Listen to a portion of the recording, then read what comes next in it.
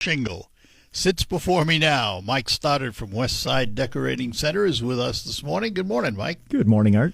Mike is here. He will answer any questions you have on painting, staining, wallpaper, flooring, window treatments, and all kinds of other stuff. If it has to do with home decorating and you have a question, you can give us a call this morning at 989-752-6111. And the question I always ask up front, what's new at Westside Decorating Center? Always something new, right? So we have got brand new flooring displays that just got installed in the store. Brand new ceramic tile displays that we just brought in. So we have now over 600 different ceramic tile varieties in the store. Even more options, like I said, in flooring. We've got some brands that people have never heard of, but they need to stop in. Stanton, Kane, Fabrica are all new. Well, they're not new companies, but they're new for our store. These hard floorings or are these carpet floorings? So we have both hard and soft surface. Kane, Fabrica, and Stanton are all soft surface, so they're all carpets, but they're the most beautiful pattern carpets you've ever seen. They can all be made into area rugs if you don't want them wall to wall, and that's what most people do with those pattern carpets. And then we just brought in Cortec from Shaw, which is hard surface flooring. And then, like I said, all those new ceramic tiles that are brand new. And then we have an open house at the end of this month as well. Of course you do. Tell us about the open house. Yeah, so the open house is going to be September 27th on Saturday from 11 until 1 o'clock. So we'll have the Moose radio station there broadcasting live. We're going to be doing huge countertop promotions. So granite and quartz countertops. We're going to have our fabricators there to answer any questions and give on-the-spot quotes. So if anybody wants a quote, just bring a rough sketch of your countertop into our store. We can get you a quote that day. And then obviously we'll come out to the house and check out your project. So we got to split things up because you got so much going on there. You know, let's start with the biggie, paint, because now you have multiple lines, including your California paints, which is your biggie. But what else do you have now? Yeah, so in last December we brought in Benjamin Moore paints. So we have their full interior and exterior line of their paints. And like you said, we still have our ceramic paints from California Paints that we've had for years. So if you bought something from us previously, we still have all that, plus all the Benjamin Moore exclusive products. You used to carry lines that no longer exist. For example, Pratt and Lambert. No, the design, Ralph Lauren. Oh, yeah. You know, my mind went blank there for a minute. Mm-hmm. Now, his paints were different because they had leather finishes and faux finish, all kinds of faux finishes. Yep. He stopped that, but somebody picked it up, didn't they? Yeah, so Ralph Lauren used to make, like you said, a suede finish. They had some other textures. Metallics were also big for Ralph Lauren. So, which I have on the ceiling in my kitchen. Yeah, and they look phenomenal. Like you said, on a tin ceiling or make it look like tin with the metallic paints is amazing. But, back in 2016, the Ralph Lauren paint kind of went out of business. They wanted to exit the paint business, I should say. And we actually found another supplier for suede paint for the first couple of years. They kind of went out of business, and then we actually have the suede paint made for us because we sell so much of it. So we have that, like I said, specially made for us. We make all the old Ralph Lauren colors. We have our own color palette. We have it in our store, so you can see walls painted with it. It's a phenomenal product because it's really easy. It's basically 2 steps. You roll the first coat on, you brush the second coat on, and your wall looks like brushed suede or leather. So, I mean, if you've had to have this made for you, does that mean you're distributing nationally now? We do, yeah. So we sell this product worldwide. It's a product that's still sought after, but like you said, when Ralph Lauren went out, everyone started looking for it, and that's where we kind of filled that gap. So we do quite a big e-commerce business for paint. You were doing that for the faux countertops, too, for a while, the Gianni countertops. Yep, we started that in 2010. That's kind of what started us online, and then we found all these other products we could sell online, and now it's starting to get into the manufacturing of paint for online sales. All from Saginaw, Michigan. All from Saginaw, yeah, that cool.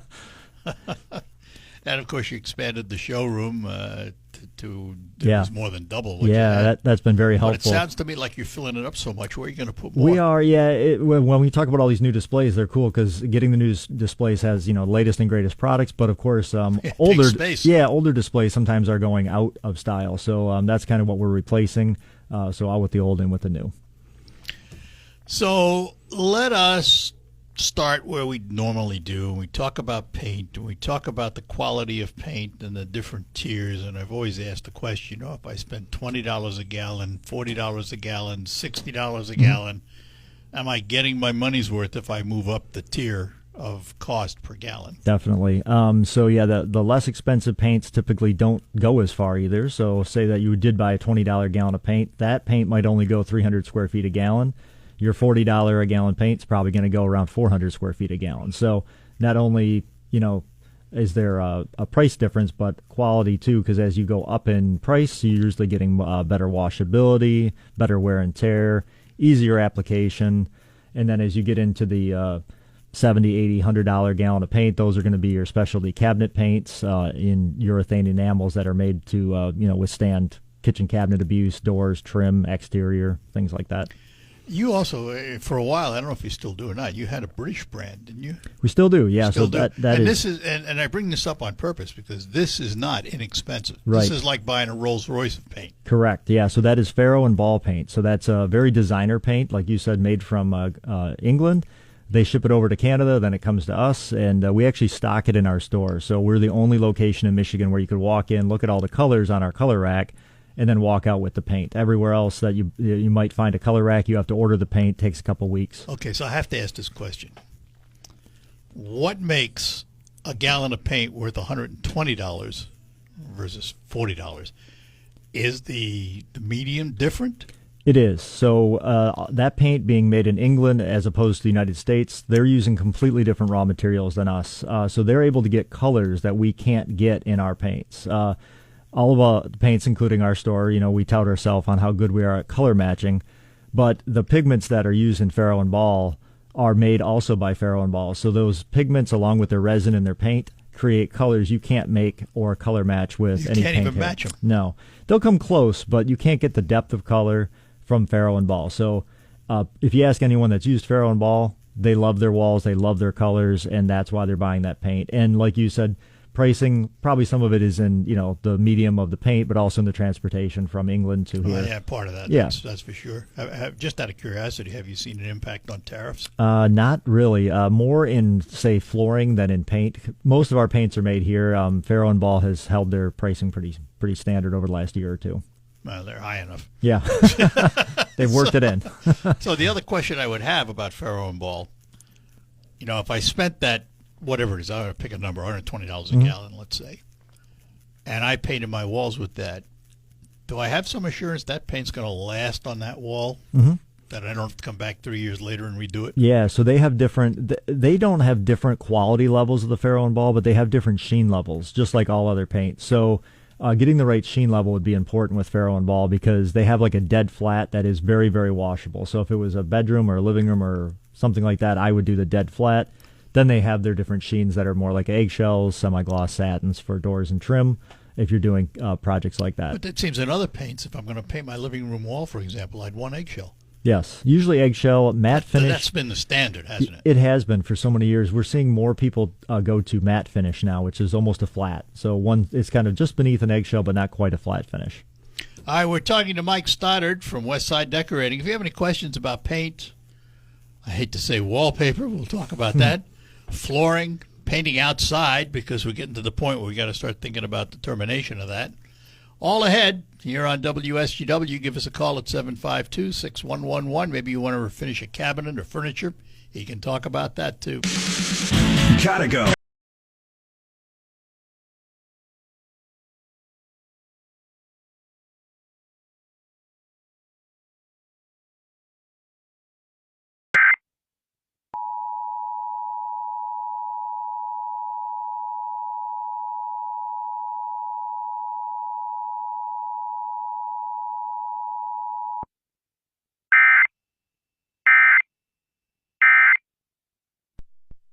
This is a test of the emergency.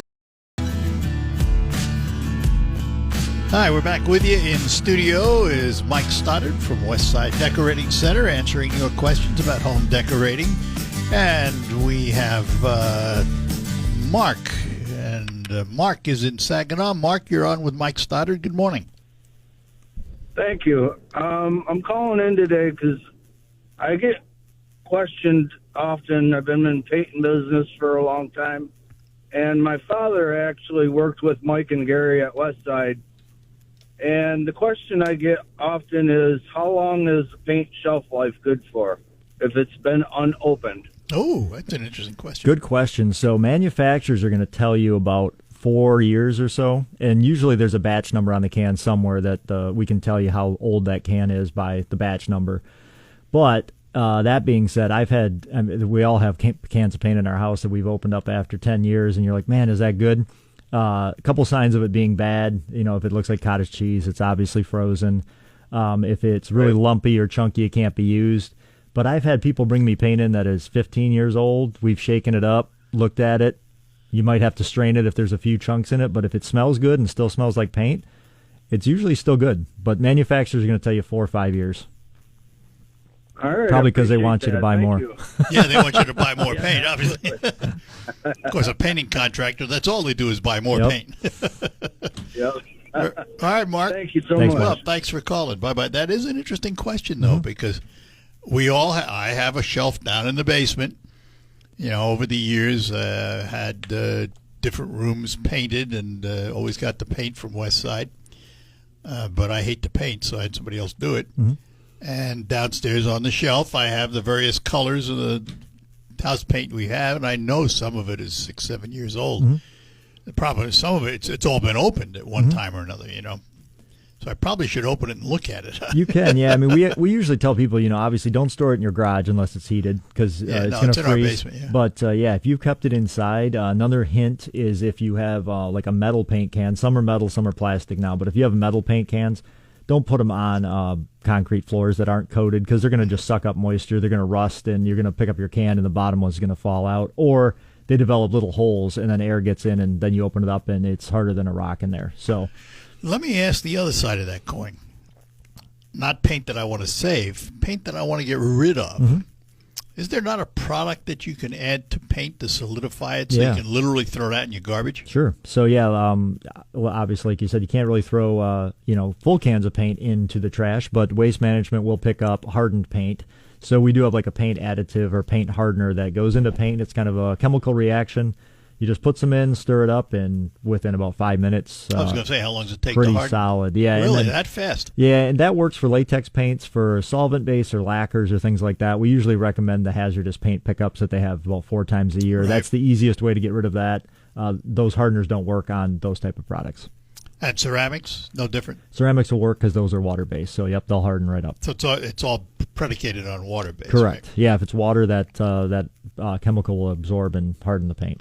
So we all moved away from oil. Mm-hmm. Did we gain or lose when we did that? Oh, that's a good question. I think for homeowners, you gained because water-based is so much easier to use than oil-based. So for somebody that doesn't paint a lot, water-based is way simpler cleanup and less odor, all that good stuff. For painters and industrial use, they still like their oils because they flow out nicer. They sometimes level out a little nicer.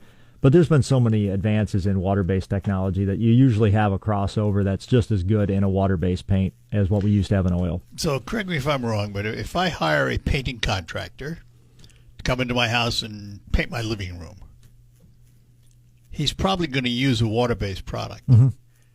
If I also want him to come to my business and paint my storage room, he's liable to use an oil-based product, isn't he? Yeah, I was going to say. They like oil. Yeah, if it's an industrial use. Yeah, industrial usually is still oil. They can get quick dry oils, things that dry faster and harder than you would have in a house.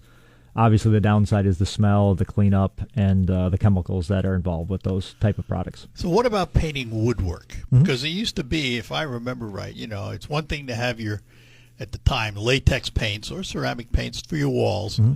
But when you went to paint your trim, you bought an oil base. Mm-hmm.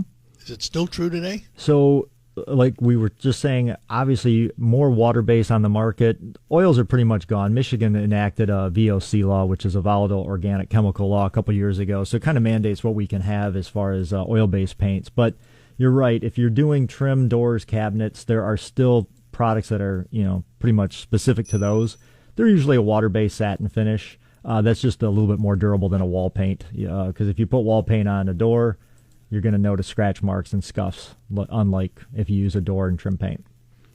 And did they go on the same? I mean, there's no difference in how you Application apply 'em. pretty much the same. If you're doing like a flat door or a 6-panel door, we usually recommend like a short nap roller cover that gives you no stipple marks or no orange peel texture when you're doing doors. Same with trim. But as far as brush application, all the same. And the difference, pluses and minuses of spraying. The plus, it's way faster. The prep work is the killer with spraying. If you're going to spray out, say, a kitchen cabinets, a lot of work's got to be done to mask everything that you don't want to paint off. The cabinets or the countertops, the flooring, any of the walls, some parts of the ceiling. So usually if you're going in and painting multiple rooms at one time, sprayer is great. If you're doing one room at a time and you're a homeowner, brushing and rolling is still the most efficient way to go. Because, I mean, obviously, if you go into a new home where there's no furniture, nothing, Easy. maybe the flooring's not even down yet, that's the way to spray. Right? That's when our contractors are spraying. New homes, restorations, fire damage, things like that. Well, what about the use of paint? How much paint do you use more paint when you spray? Yeah, so that's one more downside to spraying. Obviously, you're usually using about a 50-foot hose, and of course the paint's got to go through the hose to get to the gun, to get to the wall. So yeah, you're losing some there. You're also losing a little bit of paint with overspray. So you're getting less square feet per gallon, so it's going to cost a little bit more in paint, but usually the contractors are trying to save that in labor time if they're spraying a big house. And can you spray all the different tiers of paint? In other words, can you spray the cheap paint? Can you spray the expensive paint? Yeah, pretty much the only things that can't run through normal paint sprayers are going to be like waterproofing paints that have cement in them or roof coatings that are really, really thick. Oh. They do make special sprayers for those, but the standard homeowner sprayer can spray anything from an inexpensive paint to Faro and Ball. And nobody wants to buy one. I mean, are they rentable? Rentable, yes. We have some units in our store, though, that are, I would say, very economical for someone that's wanting to just do a couple rooms. We have sprayers that start at around $350, and then we have the ones that go all the way up to $1,200 to $1,500 for like a professional painter that's going to use it every day. And then we also rent wallpaper steamers. Oh, you brought up that word wallpaper. So what would I do with a wallpaper steamer? Remove that wallpaper that that you've been staring at for 30 years. Yeah. So there's chemical strippers that you can use for wallpaper, but the wallpaper steamer is the way to go. It's way faster, way easier, less chemicals, less smell, all that good stuff. If you have any questions about paint, wallpaper, staining, anything decorating, give us a call, 989-752-6111. Talk to Mike Stoddard from Westside Decorating Center. The kids are back.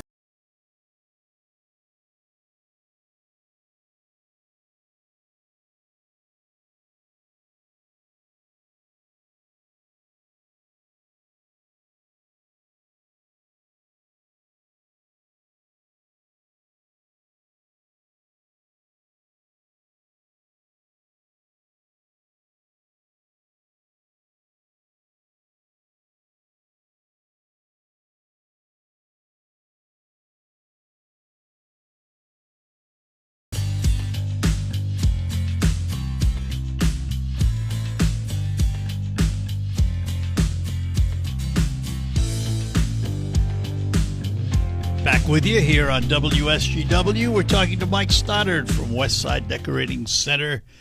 If you have any questions about home decorating of any kind, give us a call. Let's talk about wallpaper.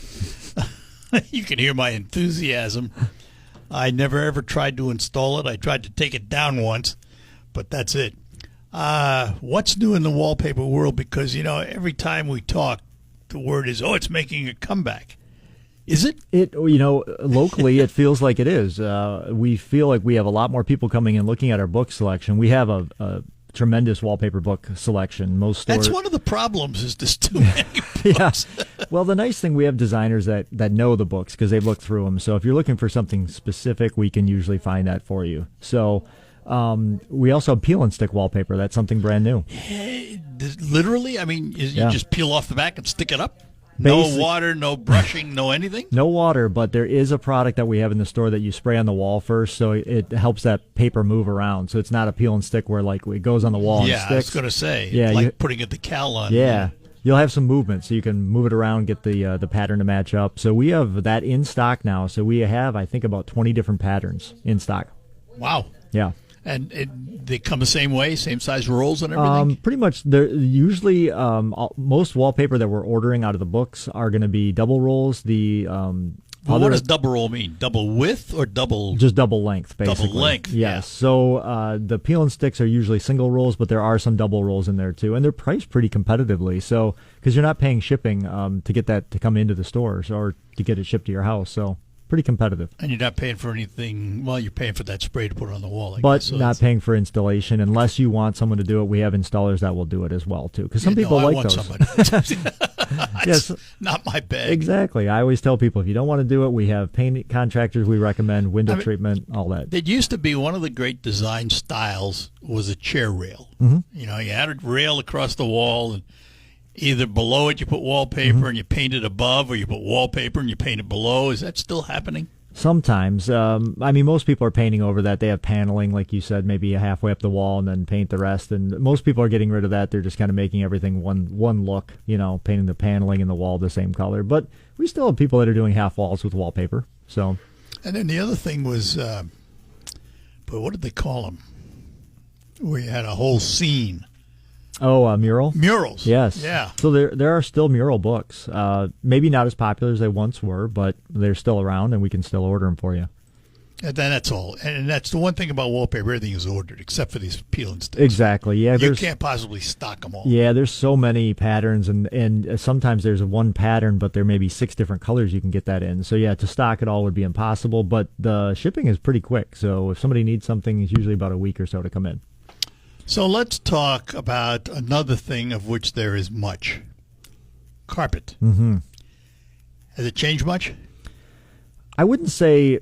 there's always changes as far as durability and pet-proof carpets and things like that. So most companies are touting, pet-safe carpet and easy stain cleanup. But what's new in our showroom, like we were talking earlier, is the patterned carpet. That's something that you might see in a high-end restaurant or a hotel or a conference room. You look down and see these amazing patterns. We have those with 3 different vendors of ours in our showroom, and I'd say people need to stop in and look at the display because you can't describe it. There's anything from metallic-looking carpets. Metallic? Yeah, some shag carpets are back for maybe more of an area rug, maybe for those. And then just the patterns that they have, the way that the carpet feels when you move your hand across it, and the way the pattern changes when you do that. Something you have to see and feel. So we probably have, I don't know, maybe 300 different carpet samples just of patterned carpets. How in the world does a store like yours keep track of ordering and what you're going to stock? Yeah, that's a good question. On the flooring side, it's quite easy because, like we were talking with wallpaper, there's so many options. And you're not stock. Well, are you stock some carpet? We don't stock carpet. Like we said, there's so many different patterns and different varieties and everything. So we usually just order that. But again, carpet's coming in very quick as well. Same with window treatment. So we're noticing. Well, we're going to get to that. Yeah, vendors are getting a lot quicker at shipping. I mean, we're so used to the COVID times where everyone was waiting 6 months, and now things are coming in a week.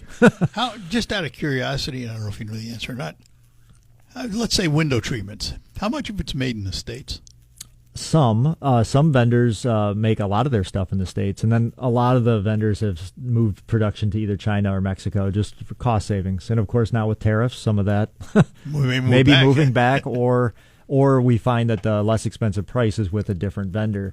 So if I came in and said I only want American made, you'd be able to point to, well, this one, this and this is, and this is. Exactly. And we have about 7 different window treatment manufacturers that we work with. So we have quite a variety because we can do indoor, outdoor shades, shutters, motorized treatments, all those different things. So depending on what your job requires, we can point you in the right direction for which manufacturer to work with.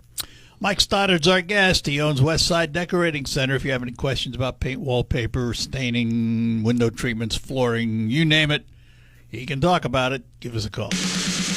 Gotta go.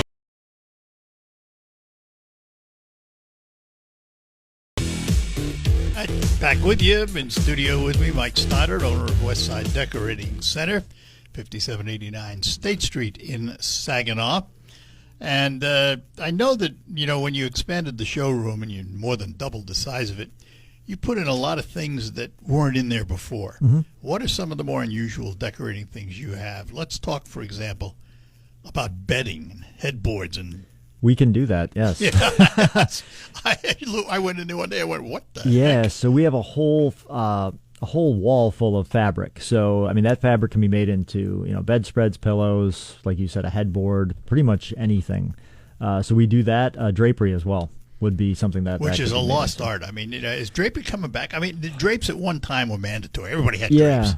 It seems like they are making a little bit of a comeback, but motorized window treatments have kind of taken over as far as ease of use and maybe even price, because custom draperies can be expensive. So, but we have those options as well. But I mean, we also have people that just come in and look through the fabric books and buy them because they want to make something at home. So let's couple the two. Mm-hmm. Are there motorized drapes? Yes. Yes. Why not, right? Motorized headrails. Yep. So yeah, so we have a little bit of everything. We've got a devoted window treatment section to our store, so we can show you how everything works with remote controls, and they can even be voice activated with your Alexa or your smartphone. You got to or- be kidding me. Yeah, or you can just control things or set a program to where your shades will open and close at certain times of the day, so it may look like you're home when you're on vacation. Really? Yeah, kind of a safety feature. Like lighting that comes on in Yeah, business. exactly. Gives the illusion that you're home when you're not. It's amazing.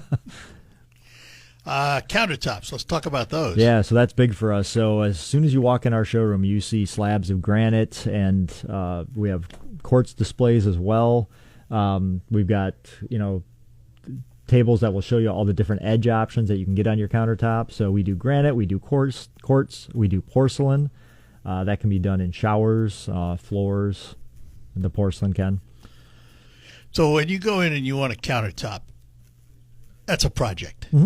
Project, but very simple. So, like I said, you can see all the displays right in our showroom, so you can see kind of what looks going to be good for your home. We have 3 designers that will come out and measure your countertop, get you a quote, and then it's just a matter of setting a date, and then our installers will come out, take out your old countertop, put your new one in. We should point out, in between your designer coming out and taking measurements, and in between the installation of the countertop, there's another period in there where they come out and they literally digitally measure everything. They do the templating. Yeah, it's quite a thing to watch because it only takes It is. about 10 minutes, and there's a computerized drawing of your countertop made up perfectly Precise. to scale. Yep, so that slab can be fabricated to fit your countertop. And that's what they do. They literally go back and Yeah. fabricate it off of that. They plug that Digital. into their $1 million machines, and they cut that countertop for you. Yeah, and it doesn't take long from start to finish. It could be 4 to 6 weeks. We could have your countertop And installed they for you. dispose of the old. Yep, They take it with them. They'll take it with them and get rid of it for you. That's nice. Yeah. That's nice. And we'll have our fabricating team in our store that September 27th for the open house. So what is the most popular? Granite, porcelain, quartz. So quartz is the most popular. It used to be granite. Good. I have and quartz. I've heard it's kind of 60-40. Quartz is a little bit more popular than granite. Porcelain's kind of got its uses. It's like I limited, said, but it's better use maybe in a shower or on a floor We used than to a have countertop. Corian too, which was a surface. Yeah, that's still around as well. But yep. But the thing about, at least from what I understand about quartz, and I have quartz, it's impervious to stains and things Mm-hmm. because it's solid, it's not porous. Granite, you have to refinish it all the time. Yeah, there's a sealer that you can put on it that will refinish or seal it up so that things don't get caught in those grooves. Yep, and we have that in our store as well. Of course. Mm-hmm. Some of the more unusual things over the years, cottage paint, is that still around? Still around, not as popular as it used to be, but that was kind of like the old shabby chic sort of look where you On furniture, Yeah, cabinets and so things, you could take an old piece of furniture, paint it up, and then basically take a wet rag, wash down areas where you didn't want the paint to show through. So you would have paint on one surface, and then maybe right next to it, it'd be down to the bare wood. So not as popular as it once was, but still available. All right. I want to talk for a minute, not about product, but about service. Mm-hmm. You have decorators on staff who Yes. will come to your home. What's their job? What Yeah. did they do? They can help with pretty much anything that's in our store, including paint. So they can help you pick paint colors for your house. They can help you pick flooring, countertops, window treatments, drapes, wallpaper. They pretty much work with every product that we have in the store. So we have 3 dedicated women that will come out to the house, do that measuring, get you pricing, work with you on whatever kind of project you've got to do from start to finish. So they are with you from picking things out all the way through the installation process and afterward. And there's no charge for their service. No charge. The only thing that we do charge for is paint color consultation.